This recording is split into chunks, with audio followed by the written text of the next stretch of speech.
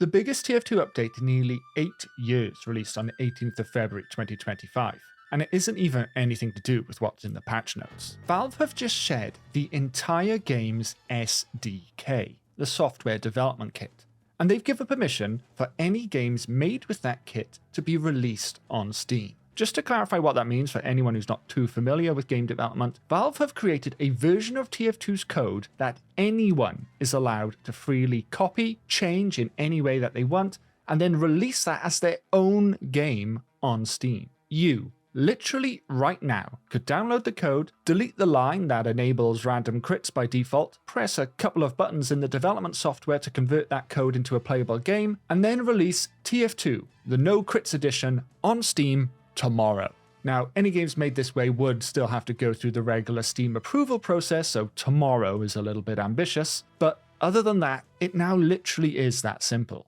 Valve doing this now raises a lot of questions about the future of what the community will do with this newfound power, but also a lot of questions about what Valve themselves will do with TF2 moving forward, if anything. As for what the community will do, I suspect there will be two main styles of game that we're going to see start to release on Steam. The first is games based on TF2, but with significant enough changes to make them feel like their own thing. In fact, there's already a few games like this. For example, Open Fortress, a game whose core is TF2, but with so many changes and additions that it is fundamentally a different game. Now, you might be wondering, how can something like Open Fortress already exist if these official tools were only just made available? Open Fortress and many other projects similar to it use a combination of reverse engineering and also a very old Valve development code that was leaked some years ago. So not only is the code that they're using super out of date, but it's also a legal minefield. And given that Valve's code was leaked without their permission, Valve have naturally always said a hard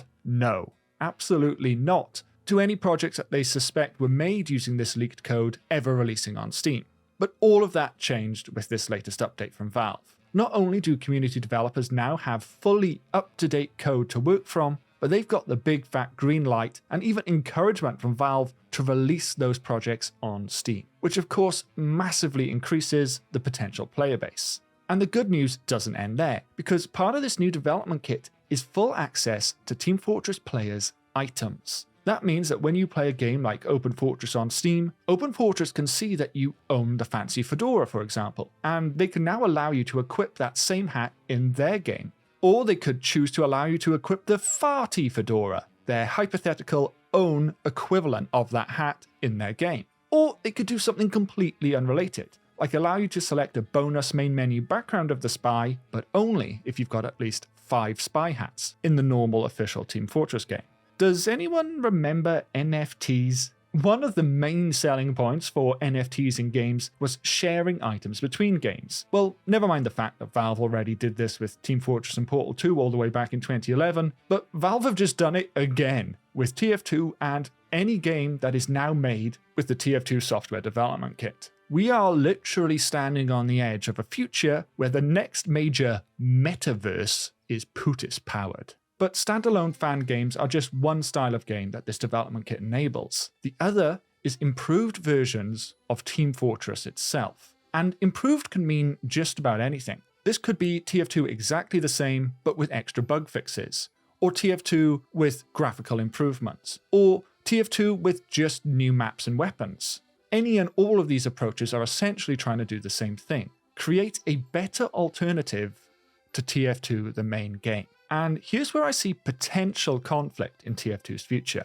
It's an amazing thing that this freedom now exists, but this freedom also means that we could go on to see 2 or 3 or 300 alternative versions of TF2 all appear on Steam, all making claims about why they're the best version of the game. Now, on the one hand, competition is good because it generally motivates everyone involved to improve the thing that they're offering. But on the other hand, there's only a finite number of active Team Fortress players. So splitting them between multiple versions of the game, which are all like 95% the same thing anyway, is at best simply going to spread players more thinly across all these different versions, and at worst, create an all-out war between fans who are loyal to one version or the other. But with that said, we do have an amazing resilient community. I mean, look at us. We're here talking about an 18-year-old game which has spent nearly half of its life at this point without any new content made by the actual game developers. So we're pretty good at supporting ourselves at this point.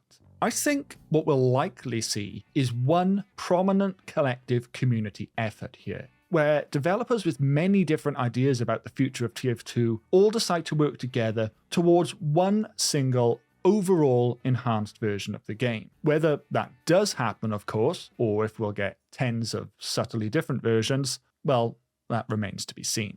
And let's not forget that any game or games which are trying to be the definitive TF2 will still have to compete with actual TF2, which isn't going anywhere.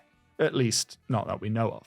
One thing Valve was characteristically quiet on with this news was what this means for their involvement with Team Fortress moving forward. The new developer code released alongside a bunch of other minor bug fixes and quality of life features to the game itself.